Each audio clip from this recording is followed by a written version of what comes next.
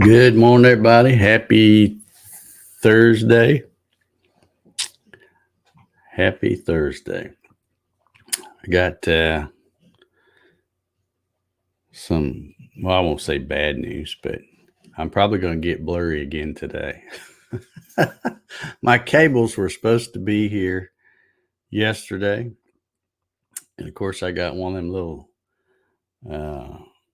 little sob letters from Amazon saying, "Oh, we're sorry. Your order's on the way, but it's running late." And I just checked the tracking number. It looks like it's coming through the USPS. So, and it says that it arrived here in my little town at about 4 a.m. or something like that. So I'm sure my mailman Gary will bring it probably today around lunchtime. Usually he gets here around 11 to 12:30 or so. But that's not going to do me any good for this session. So we'll still be able to find out tomorrow morning whether those cables help with the video of this thing here. So anyway, it's all good. Let's see who we got hanging out with us. We got Troy Pritchard. He says, "Good morning. Thumbs up." Thank you, Troy. Larry Galt's in the house. Morning, everyone. Hottest May in memory. Middle to upper 90s every day and no rain in sight. Okay. That's probably part of that global warming, We got to save the earth.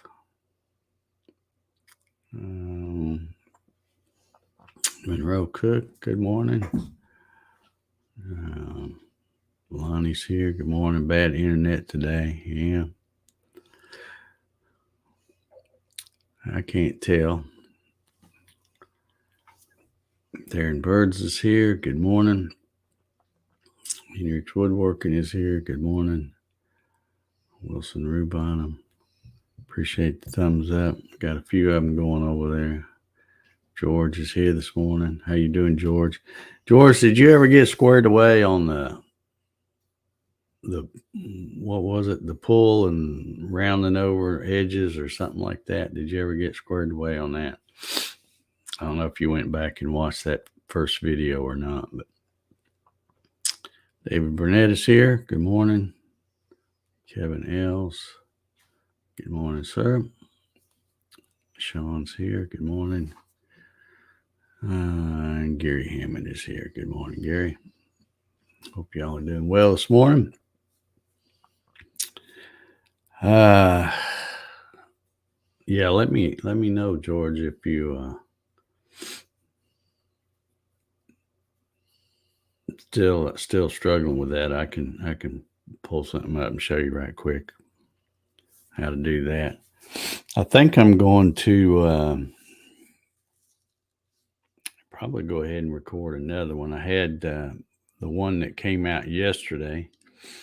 Had somebody ask how to add text to things. So I think I'm going to do another one and kind of throw that in.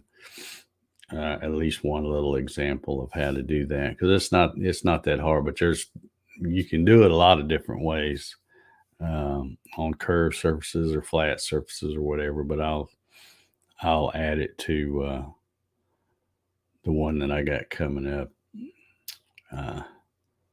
just so they can see that. Did y'all hear? I tell you what, there's so many crazy stories. Of course, the one that was big for a while was that Alabama jailbreak. That big old tall joker that let's see, what is she called? Some kind of a prison guard, or I guess for lack of a better word. But anyway, she says she was taking him for, I don't remember what it was, a mental evaluation or something like that. And then, she had put in for retirement and had one day to go. And then next thing you know, they disappeared. And they finally caught him up in Evansville, Indiana, I think. Um, they wrecked the car or something. And I think I haven't followed up on it, but I think they said she died, but I think she died from a self-inflicted gunshot wound, I believe is what I heard. I don't know, but that's not even the weird story of the week. The weird one is this guy in South Carolina was apparently found dead, and it says he died. It says man dies of heart attack while trying to bury girlfriend's body after he murdered her. I'm thinking to myself,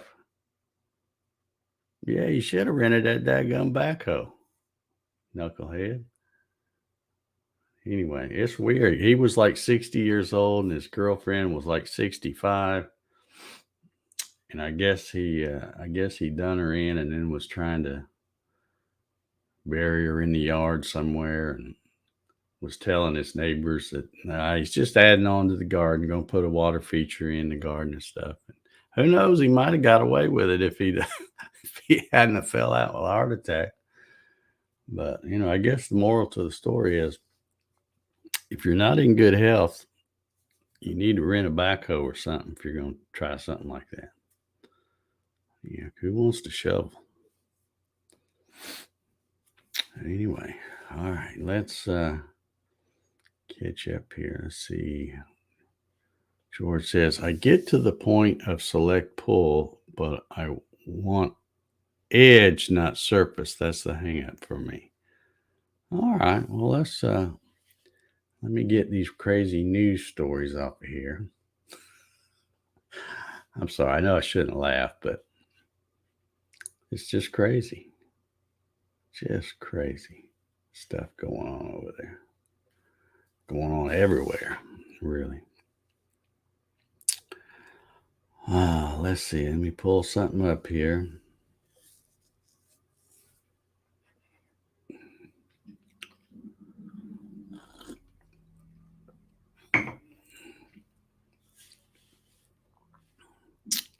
Marcelo's here. Good morning.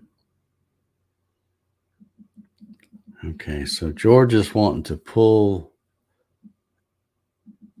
an edge, not a surface. Okay.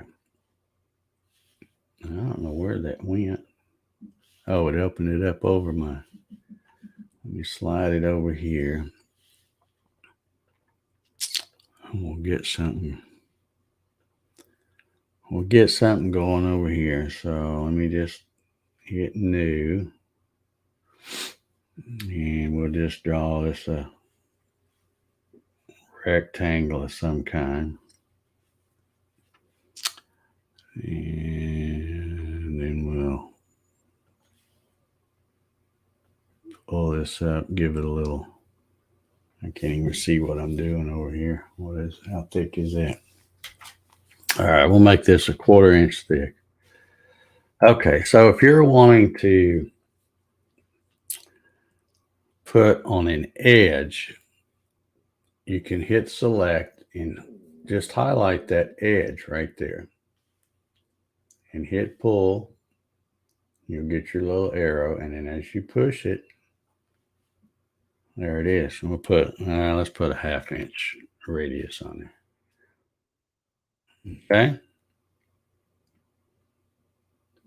So is that what you're talking about, George? Want to pull an edge, not a surface. And if you want to, let me back out of that to get rid of that one. If you want to put an edge around this way, you can highlight these edges one at a time, or you can also double click real fast and it will highlight all the way around it. And then you can do the same thing. Do those edges like that. So let me know if I'm showing you what you want to see. Oops, I went too far, didn't I? There we go. Well, let me know if that's what you're wanting to do. And of course, if you are selecting the edges one by one, you can select the first one, but you can't select any others unless you hold the control key down as you're selecting. Because if you, yeah, let me, might as well show it here. Like if I select this edge and then I don't hold the control key down, I come over and hit this one. See, all I did was move from there to there. But if I hold the control key down, then I can highlight the rest of them. Now I can't get to this one back here, but I can let go of that control key, spin this around. And before I select it, I can't hit it now because I'm not holding the control key. And if I do, it's going to wipe out these other three. So I'll hold the control key, hit that one. And then I can move all four of these at one time, like so. Okay. He says, yes, very helpful. All right. Okay. And it's the same way, you know, we're showing putting the radius on there, but it's the same way if you're doing the chamfer or whatever. It depends on when you select the pull and hit an edge. Let me go back and show that. See, like I've got those four things highlighted, and down here it says, wherever it is, here it is, round. But if I want to do chamfers, I can highlight that one and it'll do the same thing, only now it's putting a chamfer corner on there. Usually on all of the things, the pull, move, all those different things, when you hit the main button at the top, there's usually always some kind of a sub menu that where you have choices from within that of what to do.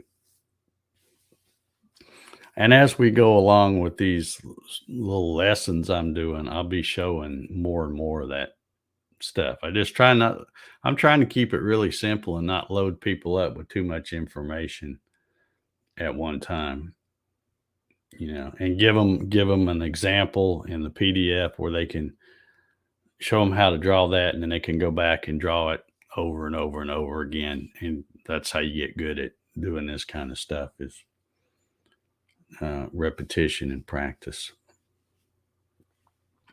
Leo's here. Good morning, Leo.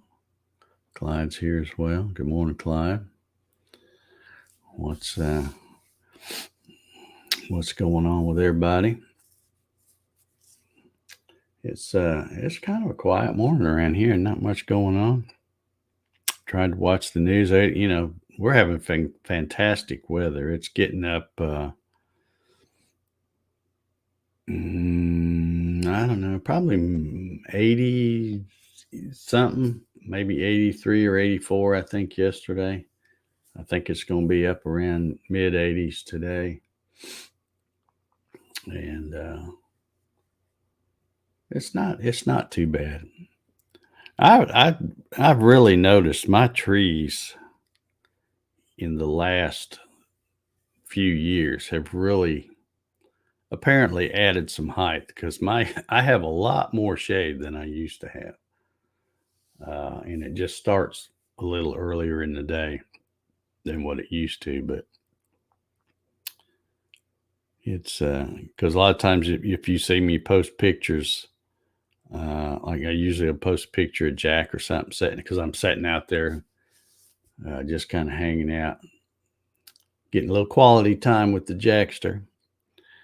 And if it's before about 2:00, we're usually sitting in the sun. But anything after 2:00, it'll be shaded.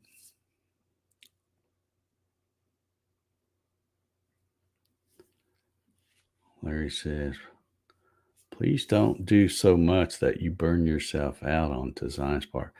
I don't think I will. I mean, I'm just trying to take it slow for anybody else, that because I know how it is when you're trying to learn. And I watched some other tutorials on YouTube this morning. And again, I don't want to criticize other folks, But man, they just get on there and they're like, okay, here's how you do this, and here's how you do this, and they show like it's like they're just playing and trying to. And I'm like, you're not really helping folks, because they might pick up one or two things, but you showing them 16 things, and you're doing it like every 4 seconds. You're showing them how to do something new. That's not going to help people. People need a project to do, something to draw, and show them what features you use to do that project. And then, and then let them work at that and get that down, then show them something else the next time. At least that's my thinking. And the reason I'm saying, like I said, I'm no teacher, but I just know how I was taught, because I went to the classes to learn how to draw in SolidWorks, which is way more complicated than Design Spark ever will be. And that's how it has to work. You can't just have somebody that's, oh yeah, here's a cool feature. Let me show you this, and then show them why you're using it, and use a real world example in the thing. But like I said, I hate to complain about some of the other tutorials I watched, but I can't watch them, and especially now that I know what they're doing. I'm like, yeah, you're not really helping folks. At least that's my 2 cents worth anyway. Take it or leave it. Yeah, Clyde says summer showing off. Yeah, it's almost like there's one guy in particular, and I'm not going to mention his channel, but he's like, well, and half the time when he does something, it doesn't work. And I'm like, for every 10 things he's showing you in the same video, he does 4 or 5 things that don't work. And I'm like, dude, you need to draw it yourself a few times and get to know what works and what doesn't before you try to show somebody else, because you're just confusing people. So, anywho, let's see. David Burnett says 90 degrees and humid. Oak pollen is in full bloom. My truck I washed earlier this week is now green. Yeah. Yeah, mine's both my vehicles. Of course, they're white. Well, when they're clean, but they kind of stay that yellowish green color all spring, because you can't wash them. A good rain comes up and rinses it off, and a day later it's covered back up again. So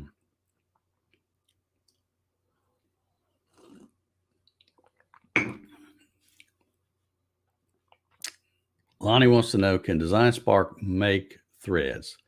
Well, yes, you can draw threads and create, you can create a bolt, or you can create a nut and things like that. But I'm going to tell you, it's not at all like SolidWorks. SolidWorks, you don't really have to do much anything. It has a tap tool feature where you just select the tap tool, you move it to the location you want, and it not only puts the hole in it, but it puts the threads, it shows them in the graphic. And then when you do the drawing and you click on it to dimension it for like a 1/4 20, you're supposed to drill a 0.201 hole. So it'll say, diameter 0.201 hole through, tap 1/4 20 UNC thread. It does so many things for you. And of course, that's why SolidWorks is not free, and it's very expensive software. But Design Spark you can. But I'm going to be doing a video coming up. I've played around with it, and I found it's really easier, and there's some videos out there on YouTube showing you how to draw the threads and stuff, and you can do it. But what I think is even easier, and I'll be doing a video on it, is if you know, like that little plate that I just drew for George here. If you just wanted to put a threaded hole right in the middle of that thing, it's actually easier, I think, to go get a the bolt. Like say you wanted to put a half 13 threaded hole in that. I could go to McMaster and download the step file for a half 13 bolt and put it in there, and then you tell it to um, I'll probably say it wrong because I haven't played around and I haven't done the video on it yet, but I will be doing one. But it's like you can tell it to use that bolt as the main thing to remove that material. So then it will put those threads in there for you. And I really think that way would be quicker than the way you have to draw them. And I'll probably do a video eventually showing how to draw them in there. But personally, myself, I'd probably never do it that way because I think there's a quicker and faster way to do it without drawing them, because it's just not a real simple automated thing like SolidWorks is, where you just click it and put it on there, and boom, it does it. Solid, again, that's why Design Spark is free and SolidWorks is several $1,000s for a seat. So he says, if it's like Fusion, there's no right way, only what works for the individuals. There are lots of options to draw the same object. Yeah, exactly. And I'm sure if somebody's watching some of my tutorials, they'll probably go, oh, that guy don't know what he's doing. Why is he doing it that way? But I can tell you that I've been drawing 3D model. I used to do it for a living for years. And when you draw things a certain way, there might be a different way, but my way is going to be the fastest way for me because I do it that way all the time. Again, it's all repetition and stuff like that. When you do something the same way all the time, you get quicker at it. And unless there's just a one-click button, I'm going to end up probably keep doing things the way I'm used to doing them. But yeah, there's so many ways, and it doesn't really matter how you draw it, which method you use, as long as you get the part that you want. That's the main thing about this 3D modeling stuff is that, did it come out the way you wanted it? And is it right? But yeah, the threading thing, like I said, in Design Spark, you can do it, but you have to draw them. And you have to have a chart so that the pitch and all that kind of stuff. And if you do it my way, where you just go grab a step file that's got the threads you want and use that, you don't have to worry about knowing any of that stuff. So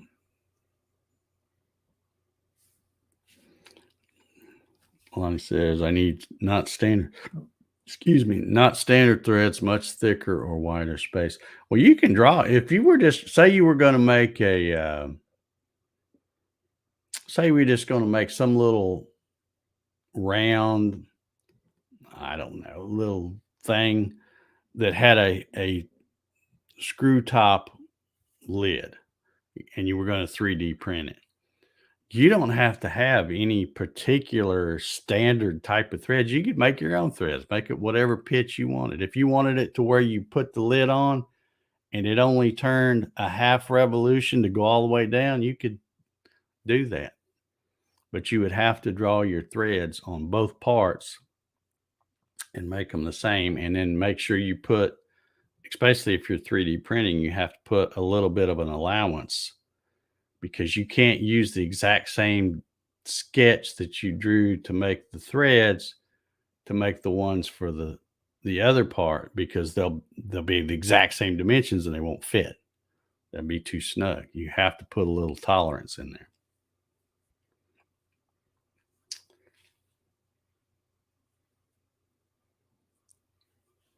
bolts measure smaller than the hole. Yeah. Yeah, that's true. That's true. But when 3D printing, what I mean by making that hole like that is just like when I did this nut and bolt, this thing fits perfectly. And both of these were step files that I got from McMaster Car. So I printed, get it off of here. So I printed this, which is a 1x8 thread, I think is the pitch. And then of course I got the matching nut. But if I had just 3D printed them as is, this wouldn't go on here. It'd be too tight. But what I did is when you go to scale, when you put this on to 3D print it, you scale the X and the Y dimension because it's printing like this at this, flat like this. So you make it just a hair bigger this way and a hair bigger that way. Not much, just a little bit, and it'll go right on there. So, in fact, it seems like I just took that nut off and I turned it around the other way. It seems like it's a little more snug that way, but it's just because I haven't been screwing it on that way. But it's really a good fit because it still goes on there, but yet there's not a lot of slop. And you go buy a steel bolt like this and a nut, and you put it on. You can take it and spin it with your hand because there's a lot of tolerance. Like Clyde says, the bolt is smaller than the nut.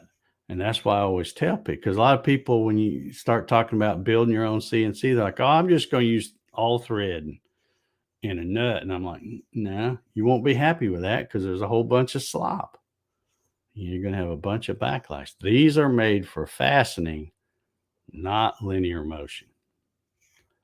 So the only way you could do it with the nut is really like take two nuts and then figure out a way to put a spring or something between the two of them so that they're always pushing on the threads, which is kind of like what an anti-backlash nut does, only they just work better if you use Acme threads or, don't use regular all thread for CNC stuff. Solar Man's here. What's up, man? He's probably tired today. He posts pictures, or no, maybe you didn't post it. I know you sent me a picture of your shop where you're getting all that high-dollar lumber. You better hurry up and get it nailed down before somebody comes and steals it. Gives new meaning to the words. Yeah, they'll steal anything that's not nailed down. Yeah, Ryan is here. It'll take a while to live that one down, probably. Yeah, I got going to just do a regular Q&A show this week. Have another few fellas on the panel. And there's my timer, which means it's time for me and the old Jackster to get out there and get to work. I didn't do a whole lot out in the garage yesterday. I did a little bit. But I've got to, Larry, look at Larry. He's trying to be politically correct wolf person. Oh, he's heading home from Home Depot now. I bet your wallet's lighter than it was when you started. Could be working on the front wall today. All right. Good deal. I can't wait. It'll go quick once you're getting all the hard part done right now. After that, it'll go pretty quick, I think. You'll be in it in no time making chips. So anyway, I'm going to get out of here. George, I hope that helped you with the Design Spark question you have. Like I said, I think I'm going to go ahead and probably go ahead and shoot another video for the next one, and then add the little text thing on there. And like I said, there'll be more coming, showing a little bit more different things as I go. So anyway, y'all have a good Thursday and come on back tomorrow. I reckon we'll get the weekend kicked off. Have a good one, everybody.